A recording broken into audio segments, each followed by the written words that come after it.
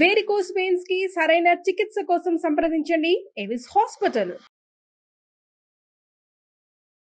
నమస్తే రమ్మగారు. నమస్తే చే రమ్మగారు, ఈ నెలలోనే మనకి గీతా జయంతి ఉంది. గీతా జయంతి కూడా మనం రెగ్యులర్గా చెప్పుకుంటూనే ఉంటాం. అవును కదండి.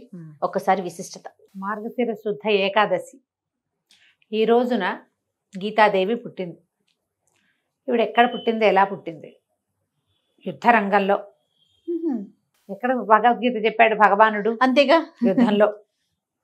యుద్ధంలోనే ఇరుపక్షాలు చెరుపక్కన మోహరించి ఉండగా యుద్ధానికి సన్నద్ధమైన వాడైనప్పటికీ అర్జునుడు కింకర్తవ్యత విమూఢుడై ఏం చెయ్యాలో తెలియక వీళ్ళందరినీ, అందరూ తాతలు, నాన్నలు, బావలు, తమ్ముళ్ళు, అన్నయ్యలు, బంధువులు, హితైషులు, గురువులు, ఉపాధ్యాయులు, గురుపుత్రులు, ఇంతమంది సమూహాన్ని నేను చంపలేను, వీళ్ళని చంపకూడదు, సొంత వాళ్ళందరినీ చంపుకుని నేను ఏం సాధిస్తాను, వీళ్ళందరినీ చంపేశాక ఇంకెవరుంటాం అని ఇలా దుఃఖంలో మునిగి నేను యుద్ధం చేయలేను అని అస్త్ర సన్యాసనం చేయడానికి సిద్ధపడినప్పుడు భగవంతుడు అతనికి బోధించాడు.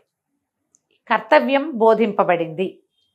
మన జీవితాల్లో కూడా ఇలాంటి సందర్భాలు చాలా వస్తాయి.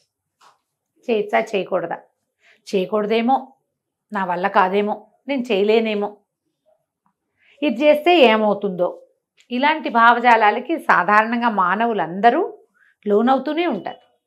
అర్జునుడు సామాన్య మానవుడు కాదు, నరనారాయణలో నరుడు, ఇంద్రుని అంశతోటి జన్మించినవాడు, వరప్రభావంతో పుట్టాడు, పరమేశ్వరుని జయించి ఆయన నుంచి పాశుపతాన్ని పొందాడు.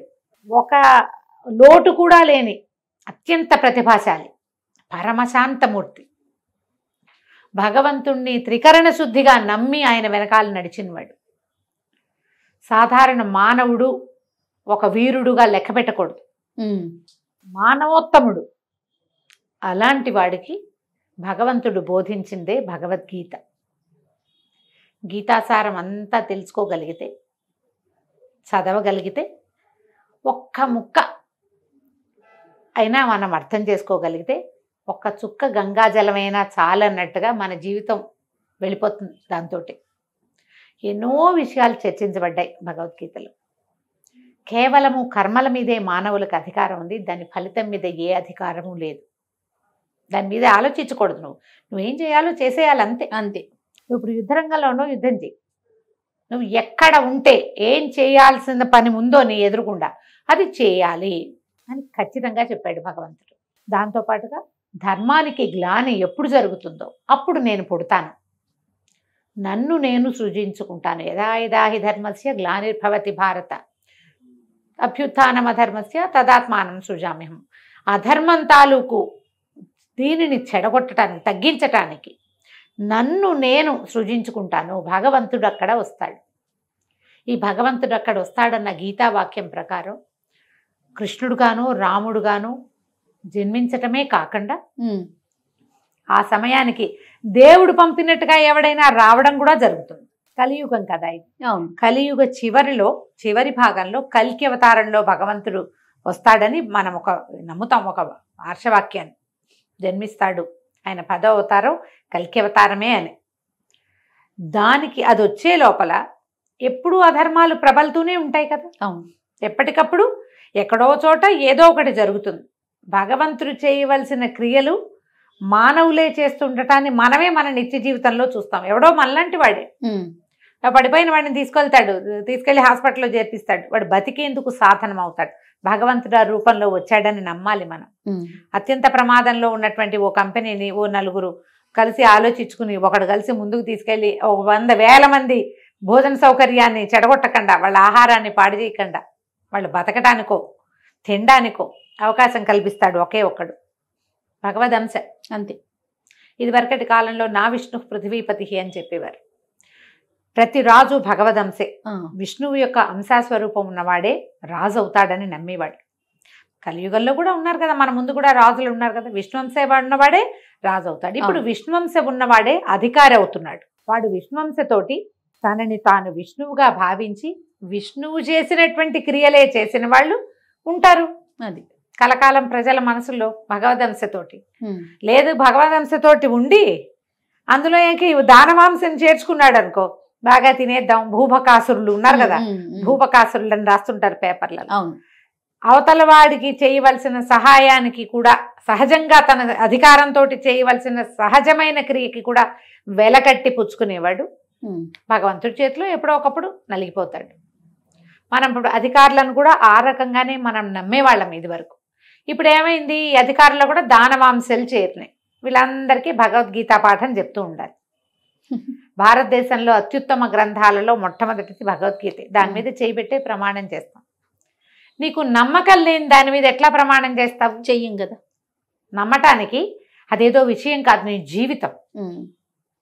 ఆ జీవితాన్ని గురించి మనం తెలుసుకోవాలి కదా.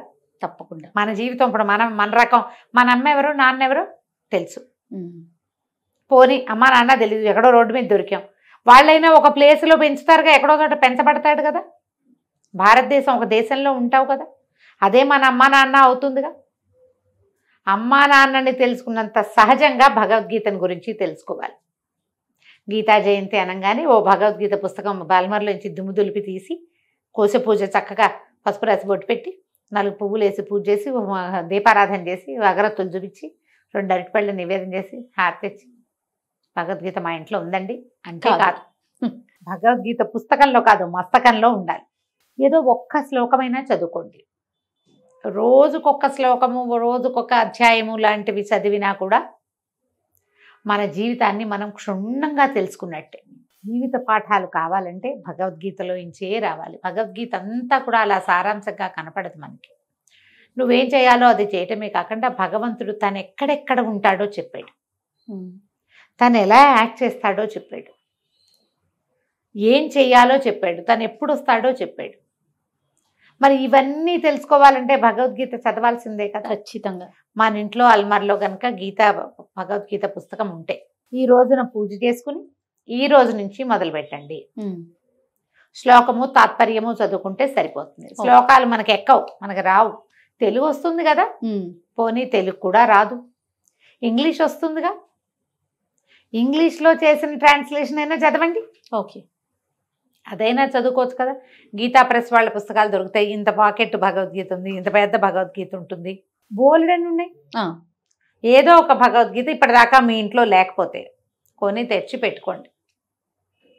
రోజువారీ చదవలేకపోతే వారానికి ఒక రోజు అని నియమం పెట్టుకుని ఆ ఒక్క రోజైనా ఆ పుస్తకం తిరిగేయండి.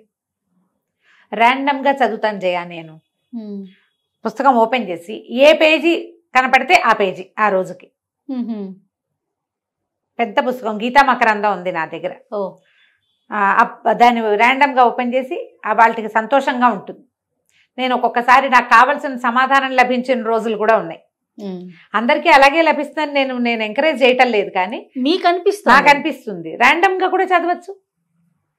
ఏదో ఒక అధ్యాయం తీసి పెట్టుకోండి, 9వ అధ్యాయమో 18వ అధ్యాయం 16వ అధ్యాయం ఏదో ఒకటి పెట్టుకోండి. ఏదైతే అది చదవాలి. గీతా జయంతి నాడు భగవద్గీతని పూజించుకుని నమస్కారం చేసుకుని ఒక్క శ్లోకం మీరు నేర్చుకుని పిల్లలకి ఒక్క శ్లోకం నేర్పించండి. మొత్తం అన్ని అధ్యాయాలు నోటికొచ్చిన వాళ్ళు కూడా బ్రహ్మాండంగా కనపడతారు మనకి. నేను ఏటా చెప్తూనే ఉన్నానా నాకు నోటికి రాదు అని. చదువుకుంటే బాగా అర్థమవుతుంది హాయిగా. తరచూ చదివిన శ్లోకాలు వస్తాయి నోటికి. అదే మొత్తము నేర్చుకోవాలన్న ఆకాంక్ష ఇంకా నెరవేరలేదు, ఫోకస్ చేయాల.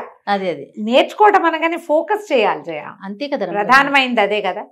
ఈ గీతా జయంతి నాడు ఏకాదశి కదా, ఏకాదశి విధి విధానాలు మనం ఏం పాటిస్తామో అవి పాటించటమే. ఏకాదశి నాడు పూర్తిగా ఉపవాసం ఉండటం, లేదా పూర్తిగా ఉండలేకపోతే మనం ఏదైనా కొద్దిగా ఫలహారము, ఉపాహారము, అల్పాహారం లాంటిది ఏదైనా తీసుకుని భగవన్నామ సంకీర్తనలో ఈ రోజును గడిపి అవకాశం ఉన్నవాళ్ళు ఇది చేయటం, జాగారం చేయటం. ఈ జాగరణ నేను ఇటీవల కాలంలో ఎవరైనా జాగారం చేస్తున్నారంటే విన్నది తక్కువే చేయ. అరుణ్ అని నా స్నేహితుడు ఉన్నాడు కదా, వీళ్ళు ఒక ఫ్యామిలీ వాళ్ళట జాగారణ చేస్తారట. విష్ణు సహస్రనామం పారాయణ చేస్తారట రాత్రంతా. గ్రూపులుగా వెళ్తారు.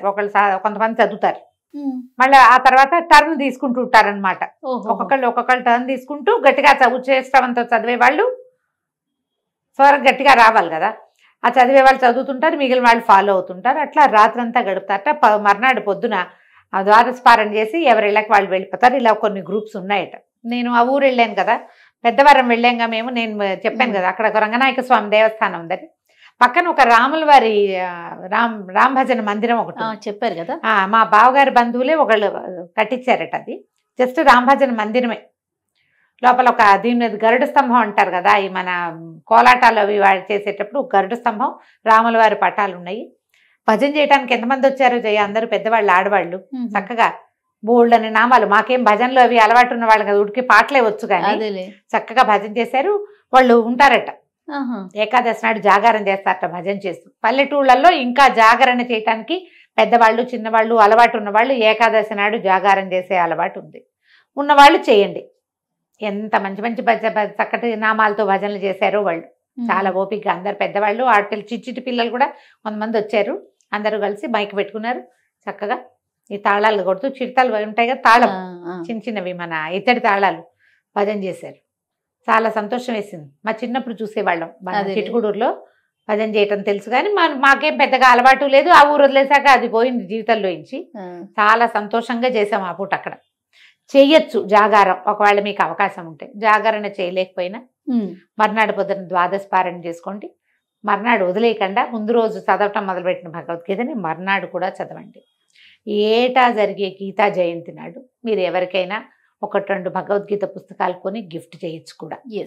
ఎవరి దగ్గర లేదో ఉన్నవాళ్ళు, మీ దగ్గర 2-3 పుస్తకాలు ఉంటే ఇంకొకళ్ళకి ఇవ్వండి. ఓ 3-4 కలిసి భగవద్గీతను చదువుకోండి. ఏకాదశి నాడు ఖాళీగా ఉంటే కనుక ఈ ఏకాదశి నాడు మీరు భగవద్గీత పారాయణ చేయొచ్చు. ప్రతి ఏకాదశికి భగవద్గీత పారాయణ చెప్తాం మనం. అవకాశం ఉంటే చెయ్యండి. ఎవరికి అవకాశం ఉంటే వాళ్ళు భగవద్గీతని పూజించుకోండి, స్మరించుకోండి. ఒక బుక్ని ఖచ్చితంగా మీ ఇంట్లో ఉంచుకోండి. ఒట్టి ఇంట్లో ఉంచుకోకుండా తల్లో కూడా ఉంచుకోవడానికి ప్రయత్నం చేయండి. ఎప్పుడైనా మహత్తరమైన సమస్యలు ఉన్నప్పుడు నేను చేసినట్టుగా పుస్తకం తెరిచి సమాధానం కోసం కూడా వెతకండి. భగవంతుడు అనుకూలిస్తే తప్పకుండా సమాధానం లభిస్తుంది. తప్పకుండా రమ్మ గారు. నమస్తే. నమస్తే జయ.